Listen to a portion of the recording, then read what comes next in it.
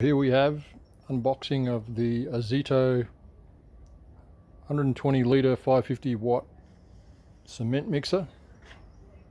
Deceptively a lot in the box for the size of the box. You can see here I've unpacked it, and the drum's actually in two sections, which is a little deceptive. Some of the others already have the drum assembled, so the boxes are double the size in some of the other brand mixers. When you see the boxes and you compare the boxes, you think, well, the Ozito must have a small drum, but no, it doesn't. According to this, on the side here, you can see it'll do a 3.2 cubic feet mix, a wet mix, a wet volume, which is a good size for handling on your own, I guess, or handling with just a few people. Here's all the bits that are got to be assembled.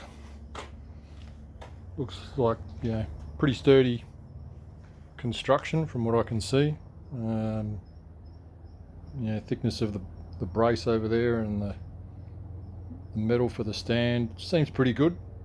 But I guess I'll put it together and see how we go.